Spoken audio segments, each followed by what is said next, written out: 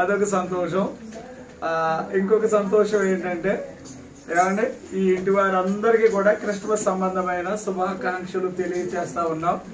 అయ్యగారాళ్ళు మరి ప్రభు మా కొరకు జన్మించారని ఏమండి వాళ్ళు ఇంతమంది మధ్యలో చెప్పుకోవాలి అనే ఒక ఆలోచన వారికి ఉండడం చాలా సంతోషం. చాలా మంది పెట్టుకోలేని పరిస్థితి ఉండొచ్చు కదా. మరి ఇలాగా మనం ఈ సమయంలో ఏమంటే దేవుని యొక్క వాక్యాన్ని మనం ఆలోచన చేయడానికి నేను ఒక చిన్న ఐడియా చెప్తాను. ఈ దెబ్బతోటి ఏమంటే మనం అందరం కూడా ఎలా ఉండాలి అని ఒక ఆలోచన కోసం క్రిస్మస్ అనేది పాస్టర్గా సేవకుడుగా ఎన్ని వర్తమానాలు వచ్చినాయి మీరు గమనించండి. గత అనేక సంవత్సరాలు చెప్పిన వాక్యాలకి ఈ సంవత్సరం చెప్పిన వాక్యాలకి తేడా ఏమైనా గమనించారా? చాలా ప్రత్యేకం. ఎందుకంటే మీరు వినగలిగిన స్థాయి ఉంది, పరిశుద్ధాత్ముడి యొక్క నడిపింపు ఉంది. నిజంగా చెప్తున్నాను, గత సంవత్సరాల కంటే కూడా అంటే ఎక్కడికి వెళ్ళినా సింపుల్ గా క్రిస్మస్ అనగానే ఎక్కువ అరవడం లేకపోతే ఎక్కువగా ఏది నినాదాలు చేయడం, సంతోషాన్ని వ్యక్తం చేయడం కామన్ ఇవంతా కూడా. కానీ మనకి ఉన్న మందిరానికి ఉన్న అదృష్టం ఏమిటి అంటే దేవుని వాక్యాలు విన్న తర్వాతే మనకి క్రిస్మస్. ఏమండి అది మనం అలవాటు చేసుకున్నాం. అయితే ఈ రోజు వాక్యంలో అమ్మ మత్తయి సువార్త 2వ అధ్యాయం 1 నుంచి చదువుతారండి. రాజైన హేరోదు దినములయందు యూదయ దేశపు బెత్లెహేములో యేసు పుట్టిన పిమ్మట ఎవరు పుట్టారు? యేసు పుట్టిన పిమ్మట ఎవరు పుట్టారు? ఎవరు జనములలో? అందరూ చెప్పాలి. మీరు ఆల్రెడీ ఇప్పుడు మన యూట్యూబ్ లో హేరోదు దినములలో అని ఒక మెసేజ్ ఉంది, ఒక వర్తమానం ఉంది. విన్నారో లేదో, మీరు వింటున్నారో లేదో మరి ఉంది. చాలా ప్రత్యేకమైన వాక్య భాగం. సరే పాప చదువు. ఇదిగో తూర్పు దేశపు జ్ఞానులు యెరూషలేమునకు వచ్చి యూదుల రాజుగా పుట్టినవాడు ఎక్కడ ఉన్నాడు? తూర్పు దిక్కున మేము ఆయన నక్షత్రమును చూచి ఆయనను పూజింపవచ్చితిమని చెప్పిరి. హేరోదు రాజు ఈ సంగతి వినినప్పుడు వినండి. ఏ సంగతి విన్నప్పుడు?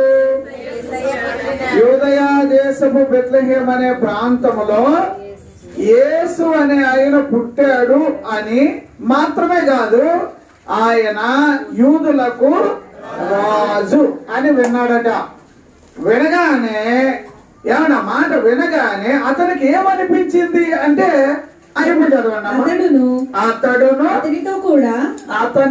కూడా యెరూషలేము వారందరూ కలవరపడిరి. బాగా మనసులో పడినవండి ఈ పాయింట్. ఇది మాత్రం పడాలి, లేకపోతేనా మనం దేవుని పిల్లలుగా బ్రతకడం కష్టం. దేవుని పిల్లలుగా బ్రతకడం అంటే జనరల్ గా బయట ఎట్లాగంటే క్రైస్తవులు అని అనగానే చాలా తక్కువ వాళ్ళు అనుకుంటారు. క్రైస్తవులు అనగానే ఎక్కువ వాళ్ళు గొప్ప వాళ్ళు ఉన్నతమైన వాళ్ళు, దేశానికి వాళ్ళు అవసరం, మిగిలిన వాళ్ళందరూ కూడా అవసరమే.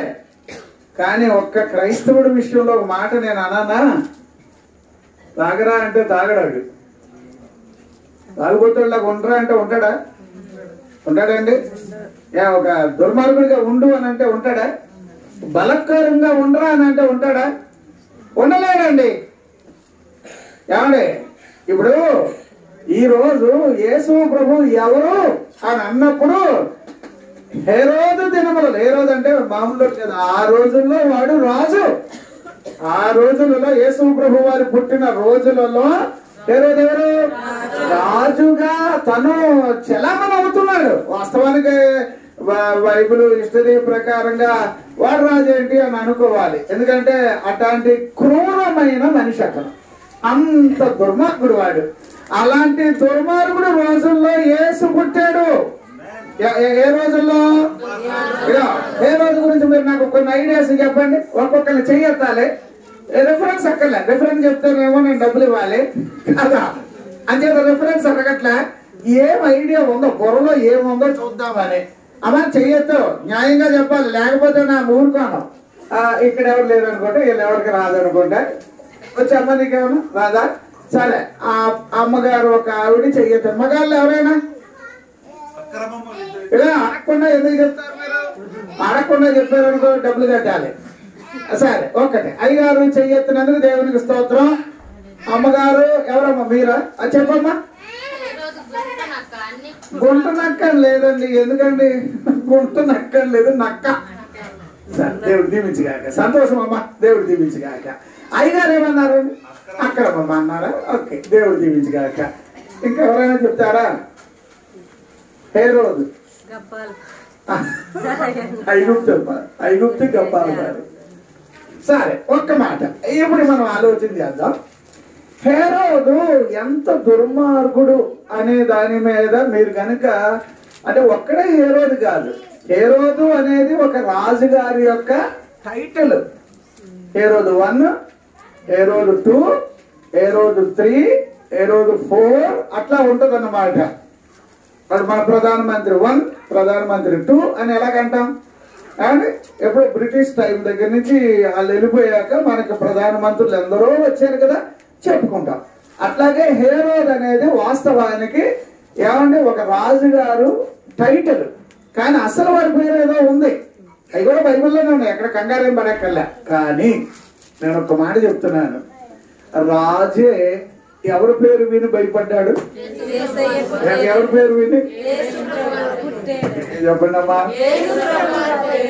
ఏది? యేసు ప్రభు ఇలాగా యోదయ బెత్లెహేము ప్రాంతంలో రాజుగా పుట్టాడని ఏది జ్ఞానులు వచ్చి చెప్పగానే కన్నం పడిపోయి ఏమంటే చూడు, ఆల్జబ్రా గుండు గాబరా అయిపోయింది. అడిగి ఏమైపోయిందండి? ఆల్జబ్రా గుండు గాబరా అయిపోయింది. కంగారు పడిపోయాడు. ఆడు మాత్రమే కాదు, ఇక వాడికంటూ కొంచెం గ్యాంగ్ ఉంటారు కదా, తొట్టి గ్యాంగ్, వాళ్ళు కూడా అవును సార్ మీరు రాజుగా ఉండగా ఆయన రాజుగా ముట్టడం ఏంటి, ఆయన రాజుగా ముట్టడం ఏంటని. యేసు ప్రభు రాజు. ఇంతకీ యేసు ప్రభు పుట్టింది ఎప్పుడు?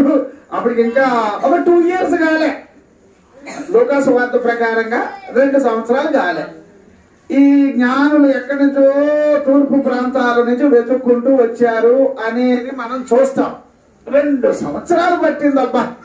ఎట్టగాకలికి వాళ్ళు వచ్చాక ఏమండి సరాసరి ప్రాంతానికి రాగానే ఇంకెక్కడ కొడతాడు? రాజుగాని ఆయన రాజుగారి ఇంట్లో కొడతాడు అని అనుకుని ఏం చేశారు? రాజుగారి దగ్గరికి వెళ్ళారు. హేరోదు దగ్గరికి వెళ్ళారు. వెళ్ళగానే హేరోదుకి ఏమైందట? కలవరం అంటే తెలుసమ్మా? ఆన్సర్ లేని భయం. ఆన్సర్ ఏం చెప్పడం. దీని వల్ల నేను కంగారు పడతాను, దీని వల్ల చెప్పడానికి ఆడి వల్ల కావట్లే. అప్పుడు హేరోదు యేసు ప్రభువు వారు రాజు అని అనగానే ఏమండి వాడి గాని, వాడి కుటుంబం గాని, వాడి ప్రజలు గాని, ఇప్పటికే నేను చెప్తున్నా, యేసు ప్రభు రాజుగా ఆ పేరు ఎప్పుడైతే, యేసు అనే పేరు ఎప్పుడైతే ఎంటర్ అయ్యిందో పరోగాడికి అంటే గుండెలో రాయిపడ్డట్టు అయిపోయింది. అంటే అప్పుడు యేసు అని పేరు వినగానే వాడికి ఏమైనట్టు? చెప్పండి, గట్టిగా చెప్పండి. ఎవరికి భయం? మరి మీకు ధైర్యం రావాలి, సంతోషం రావాలి. యేసు అనే పేరు ఏందో వాడు రాజు అనుకుంటున్నాడు. ఏదో పేరు, వేరే పేరు ఏదన్నా ఉంటే వాడు ఏమో ఉండేవాడు, కానీ యేసు అని అనగానే ఆ పేరు ఇక్కడి నుంచి రాలేదు, భూమి మీద నుంచి రాలేదు, పరలోకం నుండి వచ్చిన పేరు. దేవదూతలు మోసుకొని వచ్చారు. అది దేవదూతలు వచ్చి పెట్టారు ఆ పేరు. ఏమని?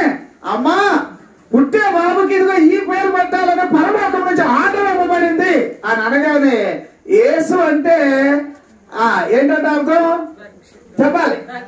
యేసు అంటే అర్థం ఏమిటి? అప్పుడు యేసు అనే పేరు వినగానే ఏమంటే హేరోదు లాంటి వాళ్ళందరికీ ఏం రావాలి? కంగారు రావాలి, మనకు ధైర్యం రావాలి. హేరోదు అనగానే ఏమిటి? నక్క బుద్ధులోడాడు. అబ్బో వాడి పంపలో గాని ఏమండి వాడు స్థావరంలో కానీ ఏంటి ఎముకలు కూడు తప్ప ఏముండవు, అంత కుళ్ళు కుషుద్ధం. ఏమండి ఒకలా చూస్తాడు, ఆ చూపులో దొంగ చూపు, ఒకలా మాట్లాడతాడు, ఆ మాట న్యాయం కాదు, ఒకలాగా ప్రవర్తిస్తాడు, ఆవిడ ప్రవర్తన సరిగ్గా కాదు. ఇట్లాంటి దుర్మార్గులకి యేసు అని పేరు అనగానే అప్పుడే కాదు ఇప్పుడు కూడా భయమే. ఆ రోజుల్లోనే కాదు భయం, ఈ రోజుల్లో కూడా పిచ్చ పిచ్చ వేషాలు వేసేవాళ్ళు, పనికిమాల పనులు చేసేవాళ్ళు, పోకిరి పనులు చేసేవాళ్ళు, చెత్త చెదారంగా ఉండేవాడికి ఈ రోజు కూడా భయమే. ఎందుకంటే ఆ పేరులో ఉన్న మహత్యం అట్లాంటిది. దేవుడికి స్తోత్రం. హల్లెలూయా. మన ఇళ్లలో చెత్త పనులు చేసుకుంటూ కూర్చున్నాడు అనుకోండి, కొడుకే కానీ కూతురే కానీ లేదా భర్తే కానీ భార్య కానీ యేసు అనే పేరు వచ్చేటప్పటికి ఆడు ఎవడైనా హడలెత్తిపోవాలి. ఊరికే వదిలేసేవాడు కాదు ఈయన. యేసు అంటే అర్థమే ఏమిటనుకుంటున్నారు? ఆయన పేరు వచ్చిందంటే ఆ ప్రజలకు రక్షణ రావాలి, ఆ ప్రజలకు కాపుదల రావాలి, ఆ ప్రజలు భద్రపరచబడాలి. ప్రజలను కాపాడి రక్షించి పలు రకాలుగా ఏమండి భద్రపరచగలిగిన వాడు ఎవరంటే యేసు. దేవునికి స్తోత్రం. అప్పుడు యేసు అనగానే ఏమండి ఆడికేమో భయం రావాలి, మనకేమో సరే. ఇప్పుడు యేసు ప్రభు బిడ్డలందరూ పిరుకోవాలా ధైర్యవంతులా? ఎంతమంది ఉండాలమ్మా? పుల్లొస్తే అవునట అవునట. మేకలు చెప్పండి అమ్మా, నిజంగా అంత ధైర్యం ఉందా? రేపు ఏమన్నా ఏముంది? ఇప్పుడు రాజకీయం ఎలాంటిదంటే వాడు రోజులు గడుపుకోవడానికి రకరకాలు ఏ రోజులాగా జుత్తులు మారిలాగా ప్లాన్లు వేస్తారండి. క్రైస్తవులకి అది కడదాం, ఇది కడదాం, ఏది కట్టడం కాదు ఖాళీ చేద్దాం. మరి అలాంటప్పుడు నీకు ఏముండాలి? అరే హేరోదు గడికి భయం పట్టి ఏదో చెయ్యాలని వాడు అనుకుంటుంటే వాడు ఒక పక్కన అలా ఉన్నా దేవుని పిల్లలు ఎలా ఉండాలంట? ధైర్యంగా ఎలా ఉండాలి? ఉత్సాహంగా ఎలా ఉండాలంట? సవాలుగా ఎలా ఉండాలంట? నేను అంటున్నాను సార్, ఇక భయము లేదు, దిగులు లేదు జీవిత యాత్రలో యేసు ప్రభువు మనతో నుండ భయము లేదుగా. హల్లెలూయా హల్లెలూయా హల్లెలూయా హల్లెలూయా. యేసు ప్రభువు మనకు తోడు ఉండగా భయము లేదుగా. అంటే నేను అంటున్నా చూడండి, హేరోదు దినములు ఎలాంటివి ఇది ఒక్కసారి మనం గమనించాలి. హేరోదు దినములు చాలా క్రిటికల్ అండి. అయ్యా నేను మళ్ళీ చెప్తున్నాను, మీరు క్యాసెట్ అదే యూట్యూబ్ లో ఉన్నది వినండి ఒకసారి. చాలా గొప్ప వాక్యం అది. పెద్ద పెద్దోళ్ళకి అయితే బుర్ర టార్చ్లోకి వెలుగుతాడు, ఫ్లాష్ వచ్చినట్టు ఉంటుంది అట్లాంటి వాక్యం అది. కానీ మనలాంటి చిన్న మందిరంలో దేవుడు ఆ భాగ్యం ఇచ్చినందుకు దేవునికి నేను చాలా రుణపడ్డాను. గత సంవత్సరంలో ఏ ఇంట్లోనో నా దగ్గర లిస్ట్ ఉంది, ఏ ఇంట్లోనో చెప్పాను. కానీ నేను ఒక మాట చెప్తున్నాను, హేరోదు దినములలో ఏమండి ఎవరెవరు ఉన్నారు చెప్పండి? ఏ రోజు దినములలోనే ఎవరు కనబడాలి? యేసు ప్రభు కనబడాలి. మీ అందరిలో ఎవరు కనబడాలి చెప్పండి? ఏ రోజు దినములలో? ఇప్పుడు రోజులను బాగున్నాయి అనుకుంటున్నారండి? ఏమండి ఓ పక్కన సీతకన్ను వేశారు మన మీద. దేవుని పిల్లలు అని అనగానే, క్రైస్తవులు అనగానే ఏమైనా ఎలక్షన్లో ఇలాంటివి ఏమి వచ్చినా నోరు మూసుకుంటున్నారు. కానీ తర్వాత ఏమన్నా చేయడానికి వెనకంది ఇట్లా పెద్ద వరకు వెళ్ళిన విషయాలు కూడా వెళ్ళనివ్వట్లే. ఇట్లాంటి రోజులలో హేరోదు దినములలో దేవుని స్తుతించే వాళ్ళు ఉన్నారు. దేవునికి స్తోత్రం. దేవుని ఆరాధించే వాళ్ళు ఉన్నారు. దేవునికి స్తోత్రం. దేవుని కొనియాడే వాళ్ళు ఉన్నారు. దేవునికి స్తోత్రం. దేవదూతల పాటలు ఉన్నాయి. దేవునికి స్తోత్రం. నేను చెప్తున్నా సార్, యేసు ప్రభు వారు ఎవరి రోజుల్లోనంటే హేరోదు దినములలో. దేవునికి స్తోత్రం. వాడి దినములలో వాడు నక్కలంటాడు. కాలికెత్తేనేమో అంటే తలకెత్తాడు, తలకెత్తేనేమో కాలికెత్తాడు. అమ్మో ఆడు ప్లాన్లే వేరు. కానీ ఏమంటే వాడు ఏమైనా ముందుకు వెళ్తాడని అనుకోకండి. హేరోదు అనేవాడి యొక్క చరిత్రలో చివరికి పురుగులు పడి చచ్చాడనేది ఆధారాలు బైబిల్లో మనం చదువుతాం. అతడు ఆ టైటిల్లో అతను ఈ రోజు ఇతను కాదులే గాని, ఈ హేరోదు కాదు గాని అపొస్తలుల కార్యాల్లో చదువుతాం. ఏది మనం 12వ అధ్యాయంలో దాని గురించి చదువుతాం. కానీ ఒక్కటి నేను చెప్తున్నా, హేరోదు దినములలో యేసు రాజుగా కనబడాలి. దేవుడికి స్తోత్రం. ఏ రాజుగా కనబడాలి అంటే ఒక రకమైన రాజు. వాడు కూడా నేను రాజుని అని అంటున్నాడు. నేనేమంటానంటే హేరోదు దినములలో నువ్వు చాలా ధైర్యంగా ఉండాలి. ఏమంటే నేను నా పాయింట్ ఏంటంటే హేరోదు దినములలో దేవుని పిల్లలు ఎలా ఉండాలంటే అంత బాగున్న రోజుల్లో బాగుండడం కాదు, కఠినంగా ఉన్న రోజుల్లో దేవుని పిల్లలు పెరగాలి, దేవుని పిల్లలు వర్ధిల్లాలి, దేవుని పిల్లలు విస్తరించాలి. బైబిల్ వాక్యాలు చెప్తున్నాయి. ఏమండి ఫరో కాలంలో ఏమండి వాళ్ళ చివరికి ఏమనుకున్నారంట, మనం ఏమో చేద్దామని అనుకున్నాం గానీ వీళ్ళు మరీ విస్తరిస్తున్నారా, మరీ విస్తరిస్తున్నారా అని వాళ్ళు కుయుక్తిగా ఏంటి దేవుని పిల్లల మీద వాళ్ళు వేరే వేరే ప్లాన్లు వేశారట.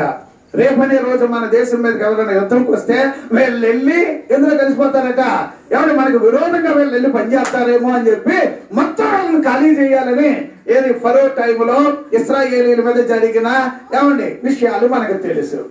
కానీ ఏమంటే బైబిల్ వాక్యాల్లో చూస్తే కనుక ఎలాగా వాళ్ళకి కంగారే. ఏమంటే దేవుని పిల్లలంటే ఎవరికి కంగారు? యేసు ప్రభు మీలో ఉంటే ఎవరికి కంగారు రావాలి? ఫరోగాడికి రావాలి, ఫరోగాడికి రావాలి, హేరోదుకి రావాలి, హేరోదుకి రావాలి. ఇంకా గట్టిగా చెప్తున్నాను, సైతానికి రావాలి. అర్థమైందా? దేవుని పిల్లలు అని అనగానే సైతానికి ఎలా ఉండాలి? సెపరేట్ అండి. సైతాన్ కలవరం పడాలి, వాడు కంగారు పడాలి. నేను ఏమనుకున్నాను కానీ వీళ్ళ మామూలు కాదు, వీళ్ళల్లో యేసు ప్రభు ఉన్నాడు, వీళ్ళల్లో యేసు ప్రభు ఉన్నాడు, వీళ్ళల్లో యేసు ప్రభు ఉన్నాడని, యేసు వీళ్ళల్లో కనిపిస్తున్నాడని చెప్పి సైతాన్ గడు కంగారు పడాలి. అది బైబిల్లో ఉన్న సత్యం. దేవునికి స్తోత్రం. పండగ చేసుకుందామంటే ధైర్యం లేని రోజులు. ఎందుకంటే అంటే ఏదన్నా దేవుని పిల్లలు పండగ చేసుకుందామంటే సంతోషంగా చేసుకోవడానికి ఏమేమో నడుస్తూ ఉంటాయి. ఏమంటే నేను అంటున్నా ఒక్కటే మాట, హేరోదు దినములలో ఏమంటే వాడు ఏమైందట, యేసు ప్రభు వారు పుట్టారని వాడికి ఏమైందట, కలవరం. ఈ రోజుకు చెప్తున్నా, నీలో యేసు ప్రభు ఉంటే సైతానికి కలవరం రావాలి. నీలో యేసు ప్రభు ఎలా కనబడాలి? ఎలా కనబడాలంటే రాజుగా కనిపిస్తే ఏమండి ఆడికి ఎలా రావాలి? సైతాన్ గారికి ఏమండి హేరోదుకి ఎలా ఉండాలి? హేరోదుకి ఎలా ఉండాలి? ఫరో గారికి ఎలా ఉండాలి? ఏమో చెయ్యాలి వెళ్ళకంటే అరే నీ వల్ల కాదురా, నీ వల్ల కాదురా, చేద్దాం అని అనుకుని చివరికి ఏమండి ఎంత చేద్దాం అనుకునే ఎర్ర సముద్రంలో ములిగాడా? సచ్చాడే లేదాడు? సచ్చాడా లేదా? వీడు మాత్రం ఏం బాగుపడ్డాడు? బైబిల్ వాక్యాల్లో 21 అది చదువుతారా? దేవునికి మహిమ కలుగును గాక. అది దాంట్లో మనం ఒక వచనాన్ని చదువుతాం కదా, 21వ వచనం చదవండి.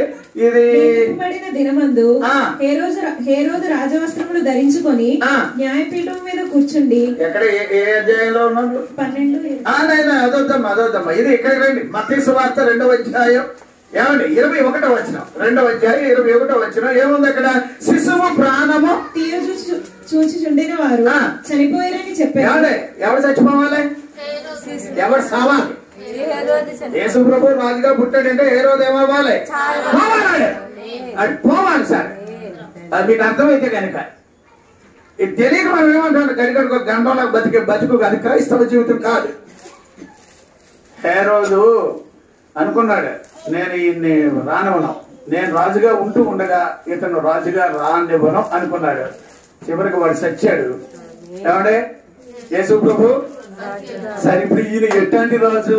అంత చిన్నప్పుడే ఆయన చంపేద్దాం అనుకుంటే వీడు చచ్చిపోయాడు. ఎవడు చచ్చిపోయాడు? యేసు ప్రభు నీలో ఉంటే సైతాను డిక్రీజ్ అవ్వాలి.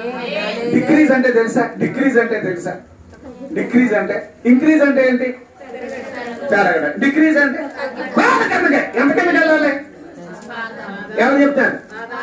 మీ పాదాల కింద చెప్పండి. పాదాలు అంటారా పాతాలు అంటారా? ఈ సత్యం తెలియకుండా మనం ఏం చేస్తున్నామంటే ఊరికి ఆరాధన, ఏదో కొంతకాలం మందిరంలో అలా బతుకుతామండి. ఏదో కొంచెం అదే ఏరు దాటాక తెప్పతగలేస్తారు చూడండి. ఏరు దాటాక ఏం చేస్తారు అంటే ఎలాగా? మీ కొడుకు అమెరికా వెళ్ళాలి, నీ కూతురేమో జర్మనీ వెళ్ళాలి, నువ్వేమో ఏది ఇంగ్లాండ్ వెళ్ళాలి. సరదా చెప్తున్నా, మన వాళ్ళందరూ అక్కడక్కడ పోయి అప్పుడు మన దేవుడితో పెద్ద అవసరం లేదండి.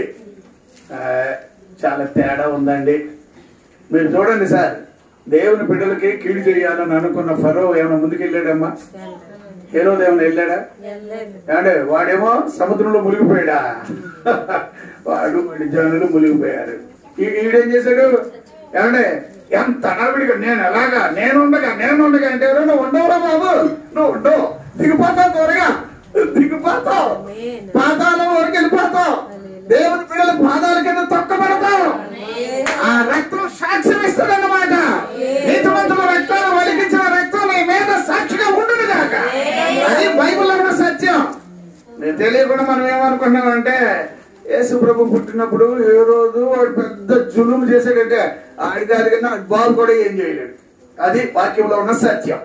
అప్పుడు మనం ఆలోచన చేద్దాం. ఏ రోజు చచ్చిపోయాడు. చచ్చిపోయాడా? ఇప్పుడు సైతాన్ ఎక్కడ ఉండాలి? నెత్తిక్కించుకోకండి. ఇక నెత్తిక్కడానికి కారణాలు ఏంటంటే మనకి ఇంకా అమ్మా నా మాట వినండి. నేను దేవుని సేవకుడిగా చెప్తున్నాను. ఈ రోజైనా ఏ రోజైనా ఈ బైబిల్ ప్రకారం బతికే మనిషిని నేను. మీరు ఒకవేళ ఏదో మీ కాలం పబ్బం గడుపుకుంటారంటారు చూడండి. కొన్ని రోజులు బాగుండడానికి మందులతో ముడిపడి ఉండడం అండ్ నాకు అట్ట నచ్చదండి. నిన్ను ఎటు చూసినా కూడా నీలో యేసు ప్రభు కనబడడం నాకు కావాలి నీ జీవితంలో. లేకపోతే ఇప్పుడు మన వాళ్ళకి అందరికీ మన స్టైల్ ఏంటంటే అయ్యగారు వాళ్ళ చర్చి అంత పెద్దది, చిన్న చర్చి. చిన్న చర్చిలో కూడా అనుకుంది బైబిల్లో పెద్ద మంద నేను భయపడదు అన్నాడా? పెద్ద మంద అనలేదా? ఏమన్నాడు? అమ్మా నూటికొక్కడో లేదా కోటుకొక్కడో అన్నట్టు ఉన్నారండి. దేవుని కొరకు యథార్థంగా బతికే వాళ్ళు. అలా బతికే వాళ్ళు నువ్వు ఎందుకు ఉండకూడదు అనేది నాకు రోషం. నాకున్న రోషం ఏంటంటే పర్సన్ నేను ఎట్లాంటివైనా కూడా నిలబడి నేను చేసుకోగలిగిన వాడిగా ఉండగలుగుతాను అన్నట్టుగా నిలబడాలి. అది క్రైస్తవ్యం. యేసు ప్రభు పుట్టాడు. ఏమండి ఏమైపోయినాడు? ఏమండి ఏ రోజు దేవుడికి స్తోత్రం. నీలో కనిపించాలమ్మా. వాడికి ఎందుకు వెళ్ళాలమ్మా? వాడికి ఎందుకు వెళ్ళాలమ్మా? డౌన్ డౌన్ డౌన్ డౌన్ అలా వెళ్ళాలి. కిందకి వెళ్ళాలి. యేసు ప్రభు నీళ్ళు హెచ్చుగా కనబడాలి. ఎవరెవరు ఈ వాక్యానికి అంగీకారం చెబుతారో వాళ్ళ మీద దేవుని యొక్క కృప ఓ ప్రత్యేకమైన రీతిలో వచ్చును గాక. నాకున్న ఆశ ఏంటంటే ఇలా సార్ వాక్యం వినాలి. సరదాగా బతికే క్రైస్తత్వం నాకు నచ్చలేదు. బతికితే బలిసేకన్నా దీన్ని బతకండి. అలాగా దేవుని బిడ్డలుగా బ్రతకడానికి అలవాటు పడండి. ఏ రోజులు గడుపుకోవడానికి ఏదో కొంచెం మనకేదో కొంచెం మనం పైకి వెళ్ళాలన్నా లేకపోతే దేవుని బిడ్డల మధ్యలో బతికితే కొంచెం హ్యాపీగా ఉంటాం. ఇక కాదండి, ఇవన్నీ పక్కన పెట్టండి. వీటికన్నా నాకు ఇంకొకటి ఏంటంటే ఏ రోజు దినములలో యేసు నీలో కనబడాలి. యేసు నీలో కనబడాలి. ఏ రోజు దినములలో యేసు నీలో చెప్పండి యేసు నాలో. ఏ రోజు దినములలో యేసు నాలో కనబడును గాక. ఏ రోజు దినములలో యేసు నాలో కనబడును గాక. సైతాన్ గారి పాలన అంతమందపడడానికి యేసు నాలో కనబడును గాక. సరే, ఇప్పుడు వాక్యం చాలా పెద్ద వాక్యం. దేవుడు ఎలా నడిపిస్తాడో చూద్దాం. కొన్ని పాయింట్లు మనం చూద్దాం. ఇప్పుడు యేసు అంటే వాడికి అంత భయం ఏంటండి? యేసు అంటే ఎవరికి భయం లేదు? ఎవరికి భయం లేదు. ప్రతి వాడికి భయం వేసి కంగారు పడుతున్నాడు. వాడికి నిద్ర ఉండదు. ఎందుకంటే ఈయన నీతి న్యాయము కలిగిన రాజు. ఎవరండి ఈయన? మనం పాట పాడతాం కదండి. ఇదిగో నీ రాజు వచ్చుచున్నాడు. అందరూ పాడతారు నీతి రాజు. ఎవరండి ఆయన? ఎవరమ్మా? ఈ యేసయ్య రాజులకు రాజు. కొన్ని పాయింట్లు నేను చెప్తాను. తర్వాత దేవుడి చిత్తం అయితే వాక్యంలో అసలు వాక్యంలోకి వెళదాం. కొన్ని పాయింట్లు మీరు ఆలోచన చేయండి సార్. మొట్టమొదట ఈయన ఎవరు అని అంటే వాక్య ప్రకారం జకరియా 9:9 ప్రకారంగా ఆయన ఎవరని రాశాడు అక్కడ? జకరియా 9:9 వాక్యం. సియోను నివాసులారా ఎంతగా సంతోషించండి. యెరూషలేము నివాసులారా ఉల్లాసముగా ఉండండి. నీ రాజు నీతిపరుడు. మీ రాజు ఎవరన్నా? మన రాజు ఏ రోజు కాదు, ఏ రోజు తెచ్చాడు. మన రాజు నీతి గల రాజు. ఏ రాజు? చెప్పాలి. నీతి గల రాజు అనగానే మన అందరూ ఎలా ఉండాలి? ఏ నీతిమంతులు సంతోషంగా ఉండండి, ఉల్లాసంగా ఉండండి, ఆనందంగా ఉండండి. సార్ మీరు ఆలోచన చేయండి. అందుకే నేను అంటాను ఎప్పుడు కేసీఆర్ కోసం ప్రార్థన చేయండి అంటాను. మీకు అర్థమైతే కనుక ఆయన భలే ప్రణాళికలు కలిగి ఉన్నాడు. Master mans. ఏమంటే ఎలాగన్నా నేను ఒక్కటి మాత్రం చెప్తున్నాను. ఇన్ని సంవత్సరాలు మన తెలంగాణలో ఏ రోడ్డు చూసినా ఏడిసినట్టు ఏడిసేది. ఆయన వచ్చాక వీధులు బాగులేదా, రోడ్లు బాగుపడలేదా అంటే నేను అనేది ఏంటంటే ఒక్కొక్కరు ఉంటారండి, ఒక్కొక్కరు ఉంటారు. కొన్ని ఏరియాల్ని షేక్ చేస్తారు, వాళ్ళ వల్ల ఆ ప్రాంతాలు బాగుపడతాయి. అట్లానే నేను అంటాను, దేవుని దయ వలన మనకు మంచి సీఎం ఉన్నందుకు దేవునికి ఏం చెల్లించాలి చెప్తున్నాను. నేను అనేది అది ఎవరన్నా ఏమన్నా అనుకోండి, కాకపోతే నేనేమంటున్నానంటే నీతి గల రాజు యేసయ్య. ఎవరు? అప్పుడు మీరు అందరూ ఎలా ఉండాలి? క్రిస్మస్ వాతావరణం ఎలా ఉండాలి? కూడా మన ముఖాలు లక్ష్యంగా ప్రకాశించాలి. మీరంతా ఎలా ఉండాలి? ఎవరికి సంతోషంగా లేదు చెప్పండి? క్రిస్మస్ వచ్చింది, యేసు ప్రభు మన కోసం. ఏమండి మీ ఇంట్లోకి సంతోషం ఉందా? అననే అడిగారు. ఏమండి క్రీస్తు నేడు పుట్టెను, ఆమెను పుట్టల ముందు నేను రక్షకుడు మీ కొరకు ఆయన పుట్టాడు అనగానే ఏమండి హేరోదు కనగలాలి. నా పాయింట్ అంతా ఏంటంటే యేసు ప్రభు పుట్టాడు అనగానే చెత్త చెదారం చేసే వాళ్ళ యొక్క గుండెల్లో గుబులు రావాలి, వాడికి భయం రావాలి. దేవుని పిల్లల దగ్గర జాగ్రత్తగా ఉండాలి, దేవుని మందిరాల విషయంలో జాగ్రత్తగా ఉండాలి. దేవుని కుటుంబాలు ఉంటాయి అక్కడెక్కడ, వాళ్ళని చూడగానే అవతల వాళ్ళకి భయం రావాలి. ఎందుకు అంటే హేరోదు వాడికి ఏమొచ్చిందట? కలవరం, భయం, బెంబేలెత్తిపోయాడండి. అందులో చూడండి ఈ జ్ఞానులు పోయిపోయి ఎక్కడికి వచ్చారు సార్? ఎందుకు వెళ్ళారు నాకు ఇప్పటికీ అర్థం కాలే. అంటే నేను చదువుతాను మ్యాటర్స్ ఏంటబ్బా, పోయి వీళ్ళు ఎందుకు వెళ్ళారంటే ఏమి లేదు, అగ్గెట్టినట్టు పెట్టి వచ్చారు అక్కడ. నువ్వేదో పెద్ద రాజు అనుకున్నారే, నువ్వు చేసే అన్నీ పైకి వెళ్ళి నీలాంటి కఠినమైన వాళ్ళ మధ్యలో ఏది ప్రజలకు రక్షకుడు పుట్టాడు, ఆయనే యేసు క్రీస్తు అని ఆయన తెలియచేయాలని ఎవరు బహుశా ఈ జ్ఞానులు వెళ్ళారు. అక్కడికి వెళ్ళి ఏమన్నారంటే యూదులు రాజుగా అరే నేను ఈ ఏరియాలో ఉంటే ఇక్కడ రాజు పుట్టడం ఏంటంటే, అవును సార్ రాజు పుట్టాడు సార్, మీరు అనుకున్నట్టు కాదు, మీకులా మూర్ఖుడు కాదు, మీకులా బలత్కారి కాదు, ఏదో ఒక పక్కన ఉన్న వాళ్ళకి సపోర్ట్ చేసే మూర్ఖుడు నీకులాంటి కాదయ్యా, నువ్వు తెలుసుకోవాలి ఇప్పుడు అని చెప్పి యూదులు రాజుగా పుట్టించుడైనా అన్నారు. అది అప్పటికి తెలిసిన సమాచారం. కానీ ఈయన ఎవరు అంటే సర్వలోకానికి మహారాజు. ఎవరమ్మా? ఇప్పుడు ఉన్న సత్యం సర్వలోకానికి. వచ్చిన చదువుతారమ్మా? దేవునికి స్తోత్రం. జకరియా 14:9 చూడండి అమ్మా. జకరియా 14:9. యెహోవా ఎవరమ్మా? ఆయన సర్వలోకానికి. అప్పుడు ఆడి గుండెకు గుబులయ్యింది. ఈ రోజు కూడా ప్రపంచం అంతా కంగారు పడేది ఏందో తెలుసా? ప్రపంచం అంతటికి తెలిసిందేంటి? యేసు ప్రభు అరే ఒక ఏరియాకి సంబంధించినట్టు కాదు ఆయన. అంటే యోహాను సువార్త 4వ అధ్యాయం 42వ వచనం, యేసు ప్రభు ఎవరట? లోక ఆ మాట లోక సర్వలోకానికి మహారాజైనా, సర్వలోకానికి రాజైనా, సర్వలోకానికి రక్షకుడైనా. అది వాక్యంలో ఉన్న సత్యం. దేవునికి స్తోత్రం. క్రిస్మస్ సందర్భంగా బోర్డు సార్లు వచ్చింది. వచ్చిన 4:10 ఏమని రాశాడు ఇక్కడ? ఎవరు? మనుషులందరికీ రక్షకుడు. భూమి ఆకాశము క్రింద భూమి మీద ఇవ్వబడిన ఎవడి పేరులో కూడా మనిషికి రక్షణ రాదు. ఈయన వచ్చాడు అనగానే రాజు అంటే ఏ రాజు అంటే ఎవడెలా నాశనం అయిపోయినా పర్వాలే, ఏదో ఒక వర్గం వాళ్ళు నాశనం అయిపోయినా పర్వాలేదని వాడు కాదంటే ఆయన సర్వలోకానికి రాజు. అంటే రాజుగారు బాగుంటే ప్రజలు బాగుంటారు. ప్రజలు బాగున్నారంటే రాజుగారికి ఎలా ఉండాలి? ఎలా ఉండాలమ్మా? రాజుగారు మనం ఏమనుకోవాలి? ఈయన ఏ రాజు అండి? ఈయన వచ్చిన ఇప్పుడు చెప్పండి బైబిల్ వాక్యాల్లో ఎక్కడ? నేను చెప్పిన వాక్యం 9:9 ప్రకారంగా ఎవరండి ఆయన? అదేనమ్మా నేను చదివాం. జకరియా గ్రంథం 9 అదేనమ్మా చదివాం. సరే అందులో చదివితే ఏం చదువుతున్నావు?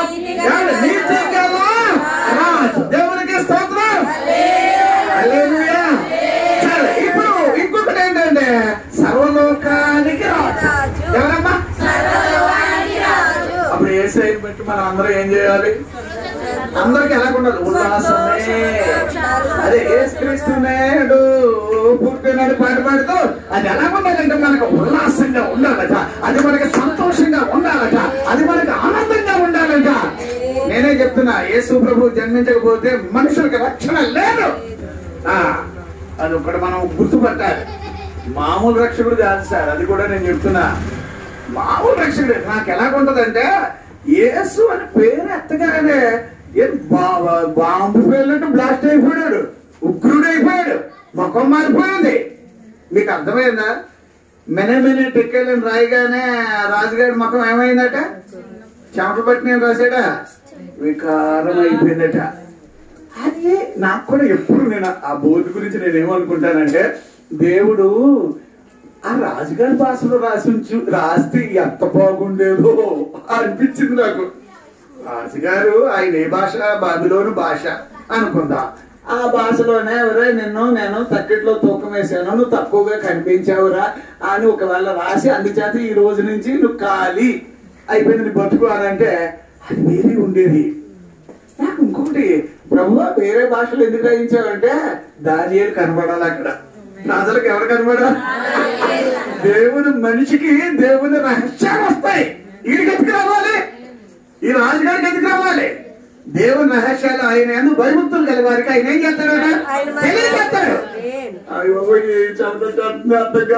ఇదేంటి ఇలా రాశాడేంటి, అక్కడ ఏంటో ప్రత్యక్ష రాశాడు, ఏంటిది అని అనుకుంటే తీరా తెలిసింది ఏంటంటే, ఇది మన భాష కాదు. మరి ఎలా? ఇప్పుడు ఇది చెప్పే వాళ్ళు ఎవరో ఉంటారు. ఎవరున్నారబ్బా అని వెతికితే ఎవరు వచ్చారట? మీకు అర్థమైతే కనుక ఇలాంటి సమస్యలు వచ్చేటప్పుడు దేవుని పిల్లలు బయటికి రావాలి. సరే, అప్పుడు నేను అనేది ఏంటంటే, హేరోదు దినములలో దేవుని ఆరాధించే వాళ్ళు ఉన్నారు. హేరోదు దినములలో అప్పుడు నాకు అనిపించింది, యేసు అనే పేరు నీకు నాకు రక్షణ, కానీ కీడు పనులు చేసే వాళ్ళకి శిక్షణ. అర్థం చేసుకోవాలి. అంటే సార్ ఇలాగైతే మరి దుష్ట శిక్షణ అని ఏదో అంటారు కదా, అనే రక్షణ అని అంటారు కదా, అర్థం కాదు. అది కాదు ఇక్కడ మీనింగ్. పెద్దోళ్ళు అయి ఉండి పెద్ద హోదాలో ఉండి నువ్వు మనుషులకి కీడు చేసేవాడు అయితే ప్రభు నిన్ను గద్దించునుగాక, ప్రభు నిన్ను శిక్షించునుగాక. నువ్వు కిందకి వెళ్ళిపోతావు, జాగ్రత్త. త్వరగా డౌన్ అవుతావు. ఇక నీకు పుట్టుపూర్వత్రాలు ఉండవు, అడ్రస్ ఉండదు. తర్వాత నీ గురించి ప్రజలు ఏమండి ఎలా మాట్లాడతారంటే అలా మాట్లాడతారు. ఇప్పుడు అది బైబిల్ వాక్యం. సరే, ఇప్పుడు ఈయన ఏ రాజు? అయినా యేసయ్య నీతి కలిగిన రాజు అనేది ఎంతమందికి ఇష్టం? ఆయన వచ్చాక నువ్వు నేను మనం అంతా ఏమయ్యాం? ఏమయ్యా? ఎవరండి? యేసయ్య వచ్చాక మనలో నీతి రాలేదా? చెప్పండి, ఏంటి వచ్చింది నెమ్మదిగా చెప్పారండి. యేసయ్య వల్ల మీరు నీతిమంతులు అయ్యారా? అప్పుడు ఈ నీతి కలిగిన రాజు వల్ల మనకు మంచిదా కాదా? ఏ రోజు కనుక మన కూడా ఉన్నాడనుకో ఎవరు నీతిమంతుడిగా ఉండడు. నేను చెప్తున్నా కదండి, వాక్యాన్ని మీరు ఎలాగ వెళ్తారో చూడండి అబ్బా, ఎలాగ అర్థం చేసుకుంటారో చూడండి. బైబిల్లో ఇలాగా వాక్యాలను మనం గమనించినప్పుడు మామూలుగానే ఉన్నట్టుంది, ఇందులో ఎంత పెద్ద మ్యాటర్ ఉందా అని అనుకుంటాం. బైబిల్ ఎప్పుడు ఏమండి, ఇది ఒక బంగారు నిధి, తవ్వే కొద్దీ శ్రేష్టమైనవి వస్తూనే ఉంటాయి. అదే అండి ప్రత్యేకత. అందుకే నేనేమంటే ఇంకొక వచనం చదువుదాం, ఇది కూడా మనం చూద్దాం. సర్వలోకానికి రాజు అనేది కూడా అది అందరూ ఏమండి ఒప్పుకొని తీరాలి. తర్వాత 9వ అధ్యాయం 9వ వచనం మళ్ళీ చదివామా? జకర్యా 9:9వ వచనం ఏమని చదువుతున్నాం మనం? నివాసులారా సంతోషించండి, యెరూషలేము నివాసులారా ఉల్లాసముగా ఉండండి. రాజు నీతిపరుడు, రక్షణ గలవాడు. ఎట్లాంటి రాజు అమ్మా? రక్షించే రాజు. ఎట్లాంటి రాజు? ఆవిడ పెట్టడం ముందు రక్షకుడు. ఎట్లాంటి రాజు? రక్షించే రాజు. రక్షణ అనగానే నేను ఎప్పుడు చెప్పేది ఏంటంటే, సాల్వేషన్ అనే మాట యొక్క అర్థం ఏమిటబ్బా అని అంటే, ఏమండి శరీరములో రక్షణ, ప్రాణములో రక్షణ, ఆత్మలో రక్షణ, భూమి మీద రక్షణ, పరలోకానికి వెళ్ళే వరకు రక్షణ. ఆయన ఎవరికి స్తోత్రం. అది రక్షణ అంటే. రక్షణ అంటే అది. అందుచేత నేను చెప్పేది కొంచెం మీ మనసులో పడాలి. ఇప్పుడు ఎటువంటి రక్షకుడైనా ఫస్ట్ పాయింట్ చెప్పండి, నీతి గల. రెండవది సర్వలోకానికి అన్నప్పుడు మీకే కాదు మీ ఇంట్లో కూడా ఆయన రక్షకుడు. ఆయన ఎవరో రాజు. తర్వాత మూడవది ఎవరమ్మా? ఎందుకన్నా నాకు అదృష్టం ఇంక చెప్పలేనండి. నన్నట్టు రక్షించేవాడు ఉన్నాడంటే అవునమ్మా నేను నిన్ను రక్షించే రాజునమ్మా అన్నాడు. దేవుడికి స్తోత్రం.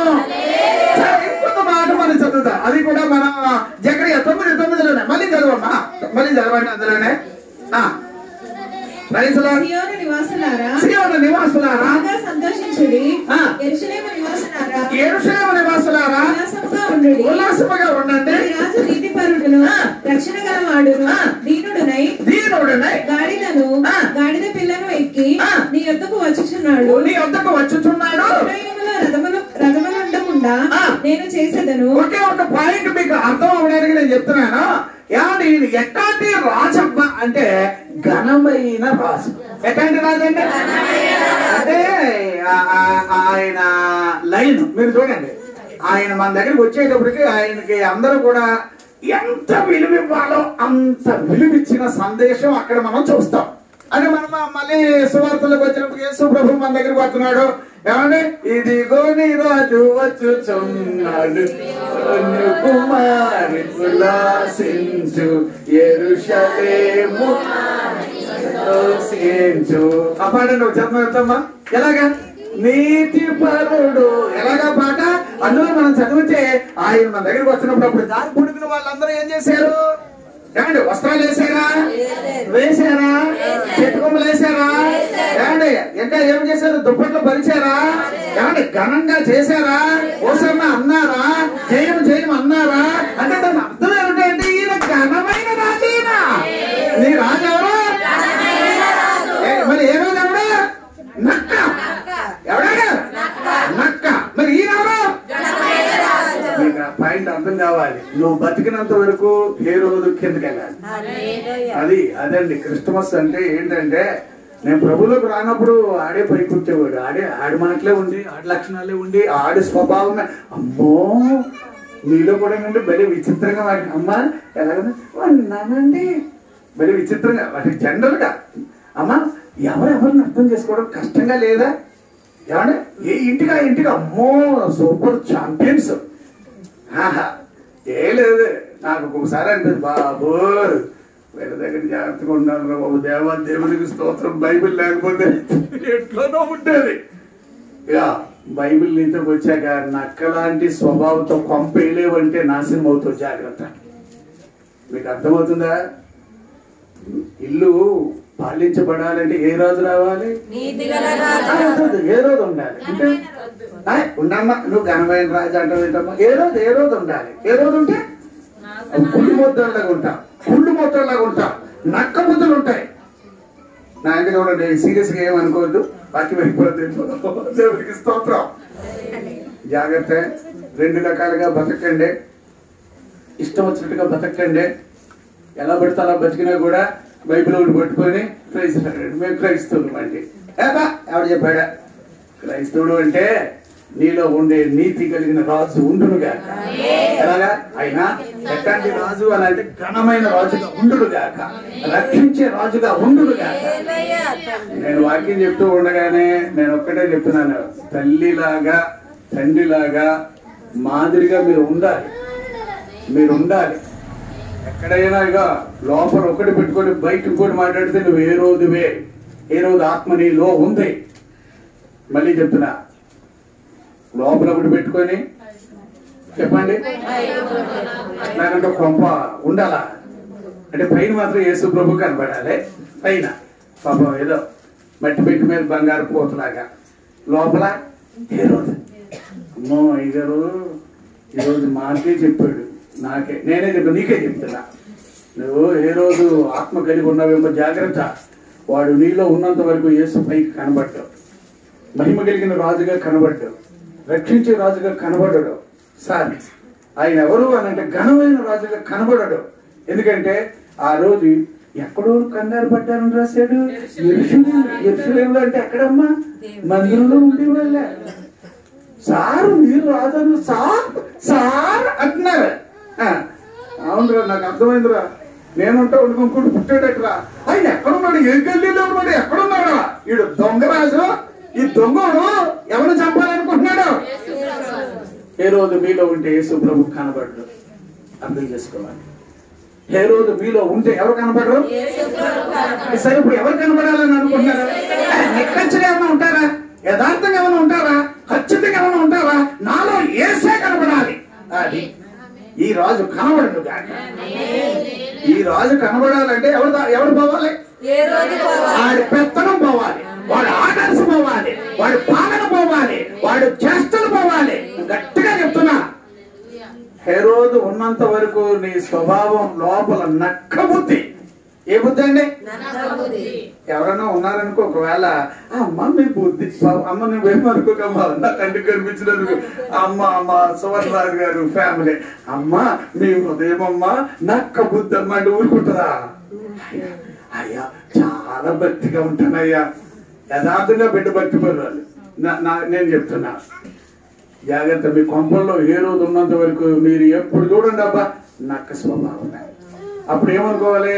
నక్క ఎలాగుంటది? ఐక్యంగా ఉండనెత్తదమ్మా. నక్కకున్న బుద్ధి ఏంటమ్మా? 10 ఆవుల దగ్గరికి వెళ్ళిందట. వెళ్ళి ఏమందట? సింహం దగ్గరికి వచ్చి, నేను మాట్లాడతా, నీకు ఎందుకు ఊరుకోండి, మీకు రోజుకు ఒక ఆవు కావాలి అంతేనా, లేదా ఏదో రోజుకో పశువు కావాలి అంతేనా, నేను మాట్లాడతా. ఏమండి? అది వెళ్ళి ఏం చేసిందట? ఈ పశువులు ఏదో గుంపుగా మేస్తుంటే, ఇలా నువ్వు ఈ మూలకు వచ్చి మేస్తున్నావు గానీ ఆ పైన 9 ఏమనుకున్నాయి తెలుసా? మనం లెక్క చేయట్లేదు కాబట్టి మనం కలవద్దు అని అన్నాయట. ఏ రోజు గారికి భయమంటారా? దేవునికి స్తోత్రం. ఏమండి? ఎప్పుడైతే కలవద్దు అలాగైతే నేను ఒంటరిగానే మేస్తాను. అదే నువ్వు ఒంటరిగా మెయ్యాలనే నా ప్లాన్. మెయ్యి. ఆ తర్వాత అక్కడికి వెళ్ళి ఏది అదే అక్కడ ఇక్కడ పంపులు కాల్చే వాళ్ళు ఉంటారు కదండి. మీకు అర్థమవుతుందా? ఏ రోజు అంటే ఇక్కడే వాక్యాలు అంటారా? మళ్ళీ కావలసిన చోటకెళ్ళి అయ్యగారు రోజు చెప్పాడు సార్, బతిగా ఇది ఓ బతుకు, ఇదో జీవితం. నాకు అర్థం కావట్లే. అప్పుడు ఏమైంది? సింహాలు వచ్చినాయి. మాకు కావాల్సింది ఏదో ఈ రోజు ఆఖరికే ఒకటి దొరికింది, రైట్ తినేసేసి. అంటే తర్వాత ఇంకొకటి అంటే ఈ హేరోదు పాలన ఉండగానే ఐక్యతగా ఉండనన్నా విశ్వాసుల మధ్యలో ఐక్యతను పాడు చేసే ఏ విశ్వాసి అయితే కూడా దేవుడు ఊరుకుంటాడని అనుకోవచ్చు.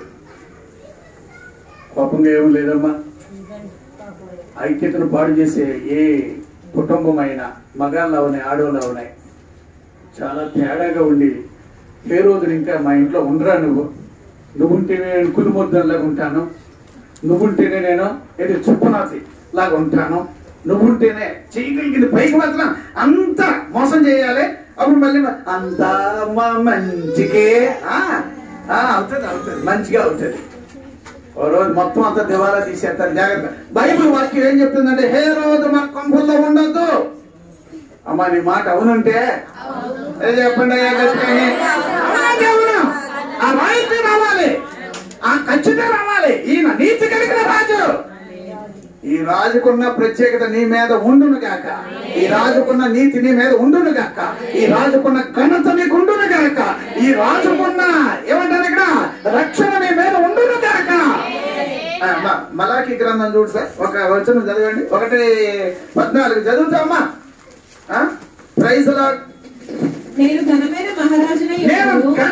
మహారాజునైతే అన్యజనులలో భయంకరమైనదిగా. ఎవరమ్మా? ఇప్పుడు యేసు ప్రభు ఎవరిని అనాలి? ఎట్లాంటి రాజట? చెప్పండి. ఇందులో ఉన్న సీక్రెట్ ఏంటి? ఆయన గనుడుగా ఉన్నాడు అనుకోండి. అమ్మా అంతలా అనిపించే బదులు కాస్త పక్కన నుంచి పెట్టండి, తీసుకెళ్ళి ఏ తల్లి తీసుకెళ్ళి కొంచెం అక్కడ నుంచి పెట్టి ఆడించమ్మా. వాక్యం అనేదమ్మా, దేవుడికి స్తోత్రం. వాక్యం అనండి. పాయింట్ ఏంటంటే మీరు ఆలోచన చేయండి. ఇందులో ఆయన ఘనతగా ఆయన కనిపిస్తున్నాడు అనుకోండి. అప్పుడు నువ్వేమవుతావు? ఆయన హెచ్చింపబడితే నువ్వేమవుతావు? నాయమ్మా ఆయన హెచ్చింపబడితే నువ్వు పైకి వస్తావు. నువ్వు బాప్తిస్మం ఇచ్చే యోహాను ఏమన్నాడమ్మా? ఆయన నచ్చాలి. ఏసై ఒక రోజు వచ్చే అంతే, నేను నచ్చాలి కాబట్టి నువ్వు కిందకి వెళ్ళిపోవాలి అన్నాడా? ఏమన్నాడు? 11 మత్తయి సువార్తలో ఏమన్నాడు ఆయన? ఇక ఈ యోహాను స్త్రీలు కనిన వారిలో మిక్కిలి బాగున్నాడు. అబ్బా మామూలు అన్నాడండి ఆ మాట. బైబిల్లో 5:35 చదివితే యోహాను సువార్తలో అతడు భూమి మీద ఉన్న మనుషులలో ఎవరట దీపం, మండుచున్న దీపం అన్నారు.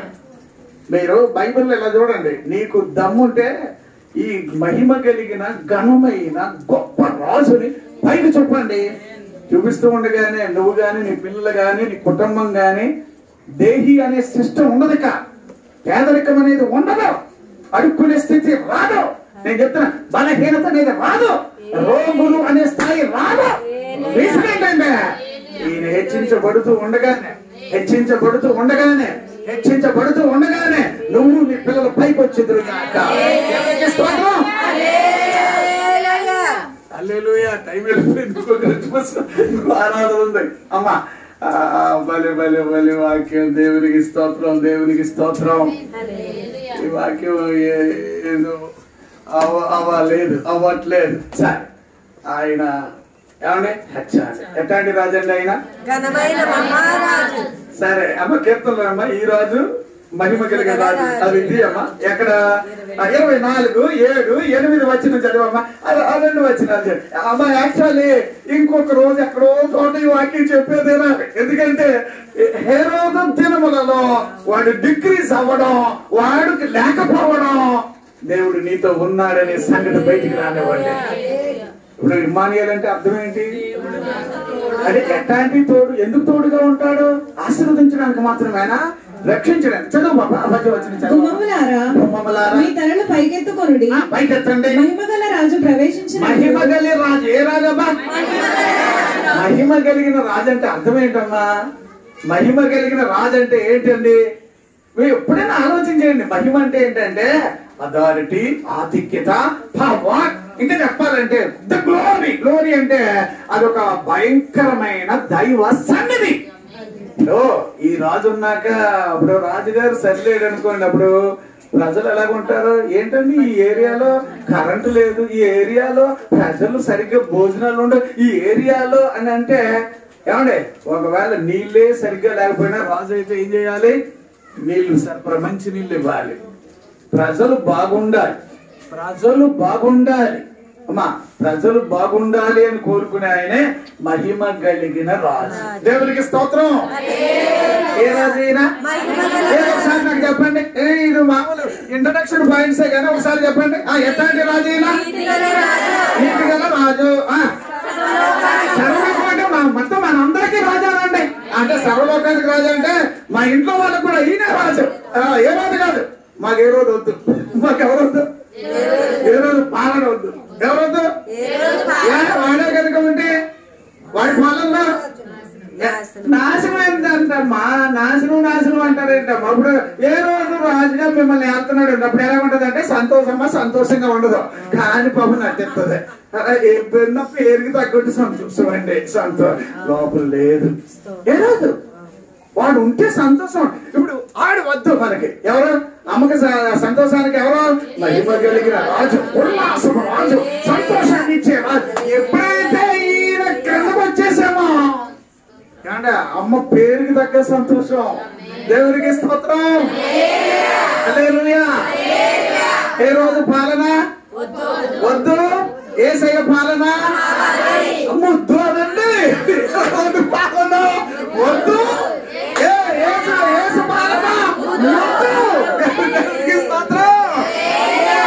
పాలన రావాలమ్మా. ఈ ఇంటికి ఇక్కడ వరకు దేవుడి వాక్యాన్ని ఇచ్చినందుకు స్తోత్రం. చాలా ప్రత్యేకమైన వాక్యం. నేను విత్ రిఫరెన్స్ తోటి చాలా వాక్యాలు, భలే వాక్యాలు ఉన్నాయి. అయితే నాకున్న బాధ ఏంటంటే ఇది తెలియకుండా మనం అసలు నాకు ఇది ఒక్కొక్కసారి ఇలా చూడగానే ఈ వాక్యం నేను చదివినప్పుడు దీని గురించి ఆలోచన చేసినప్పుడు నేను తట్టుకోలేకపోయాను. ప్రభువా, పరలోకం నుంచి పేరు వచ్చింది, ఈ పేరు పరలోకం నుండి వచ్చింది. ఈ పేరు అనగానే సైతానికి ఎలా ఉంది? పారిపోయాడు. యేసు అనగానే సైతాన్ ఏం చేస్తుందట? చెప్పరేటండి. అమ్మగారు పారిపోతున్నాను అమ్మ, మీరు సైతాను ఇలా నేను బైబిల్ కాలేజ్ చదివేవాడిని. చదివే రోజుల్లో మాకు బెంగళూరు నుంచి ఒక అమ్మగారు మా దగ్గరికి రావాలి టీచర్. ట్రైన్ ఎక్కారు కాబట్టి ఎక్కడో స్టేషన్ లో దిగారు. కొంచెం తెల్లవారే దిగింది. ట్రైన్ దిగడం వల్ల ఏదో రిక్షా ఎక్కగానే వెనకాల రే ఇవిడి కొంచెం డబ్బున్న ఊళ్ళగా ఉందిరా అనుకుని ఆమెని వెనకాల వెళ్తున్నారు. ఒకటి పరిగెట్టుకుని వస్తుంటే ప్రభువా ఆవిడ వచ్చేస్తున్నాడు, నా బ్యాగ్ కట్టుకుపోతాడు, నా డబ్బులు కట్టుకుపోతాడు, ఏమో ప్రభువా అని ఆవిడ అంటుంటే, ఏమండి ఆవిడ అనుకుంటుంటే ఆవిడతో వేసే అన్నాడట, నువ్వు నుంచో అన్నాడట.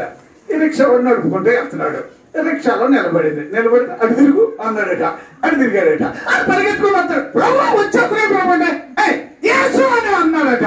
యేసు ఆ మాటలుగా నాడు కింద పడి కొట్టుకుంటూ అక్కడ ఆగిపోయాడు. రిక్షా వెళ్ళిపోతుంది. దేవుడికి స్తోత్రం.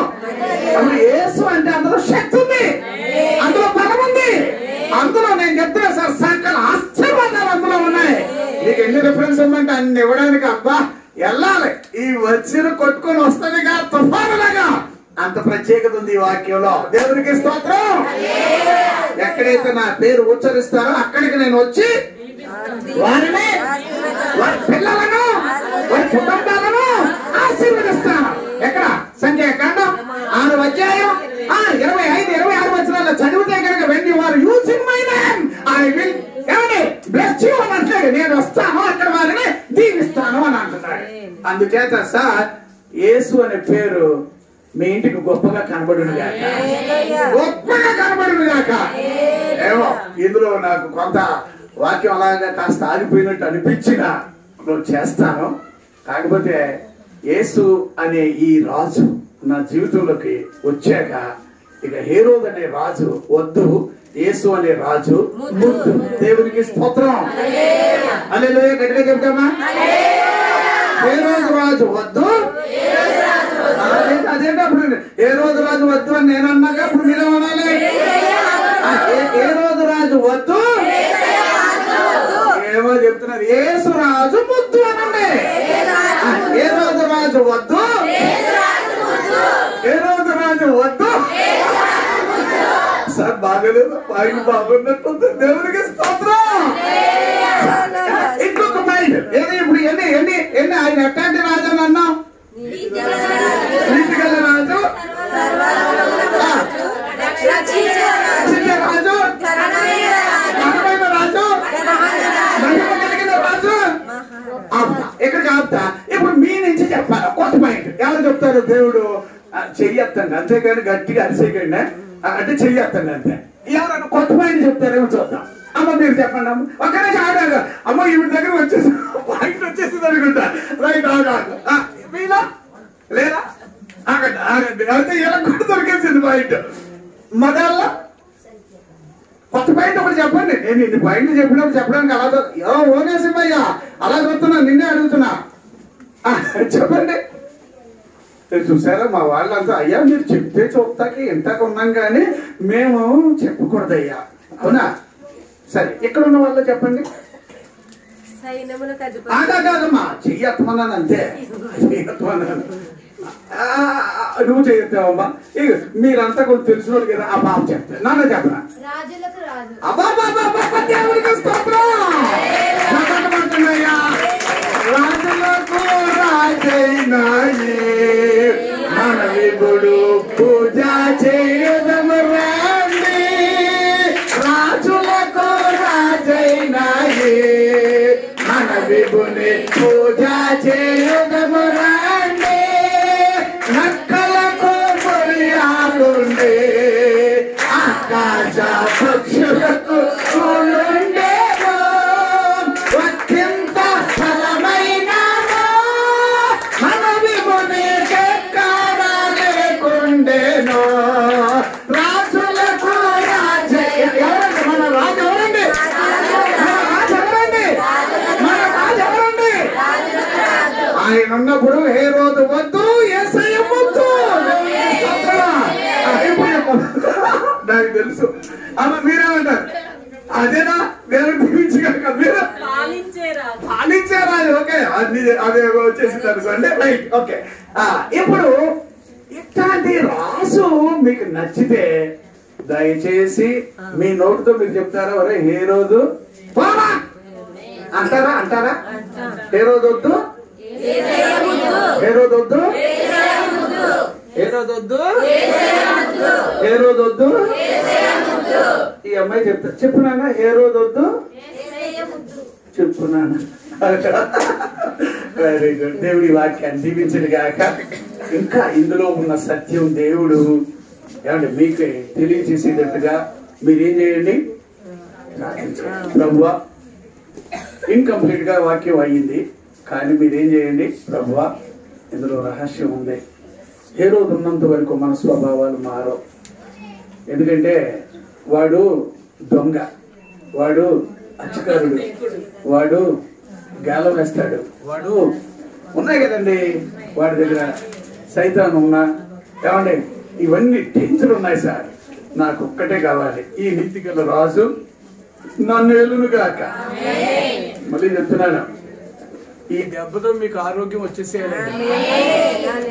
ఈ దెబ్బతోటి ఏం రావాలి, నా మైక్ కూడా ఏడిపించేస్తున్నారు. 4 మాటలు వినిపిస్తున్నాయి, 4 మాటలేమో వినపట్టలేదు. అదొక ఏ రోజు. దేవుడి యొక్క దయ కనికరం కటాక్షం మన మీదకి వచ్చునుగాక. నాకు ఈ పాలనలోకి వచ్చాక నేను రోగిష్ఠుడిగా ఉండడం నాకు నచ్చలేదు. ఒకసారి అడుగుతాను, ఏసయ్యా నువ్వు నాకు ముద్దు, నీ పాలన వచ్చాక నా ఇంట్లో నా పిల్లలకు కానీ నాకు కానీ నా కుటుంబానికి కానీ రోగం అంటే నాకు నచ్చదు. నీ పాలన వచ్చిందనుకో గుహల్లో బుర్రెల్లో దక్కునేది కాదు, వెలుగులో ఉండేటట్టుగా నాకు కావాలి. ఎందుకంటే ఏ రోజు ఉన్నానంటే చీకట. అంచేత కొంచెం మనసు గట్టిగా చేసుకొని ఏం చేస్తారో మీరే ఇప్పుడు మాట్లాడాలి. స్వభావం మారాలి, పరిస్థితులు మారాలి, లేకపోతే మీ వల్ల చాలా నష్టం ఉందమ్మా. అది ఎవరికో కాదు, ముందు నీకే స్టార్ట్ అవుతుంది. అంచేత నాకు ఏ రోజు గురించి నేను చూసిన తర్వాత ఈ దరిద్రుడు సరిపడ్డాడు, నన్ను ఏలడం వల్ల ఇల్లు గుమ్మైపోయింది కదా, ఇల్లు చీకటి అయింది కదా, చాలా డేంజర్ ఉన్నారు సార్. 7 సునాముల కిందకి వెళ్ళిపోవాలి, అణిచి వేయబడాలి. దేవుడి వాక్యాన్ని దీవించను గాక. ప్రార్థన చేసుకుందాం. అందరూ కూడా కన్నులు మూసుకున్నట్లయితే, దేవా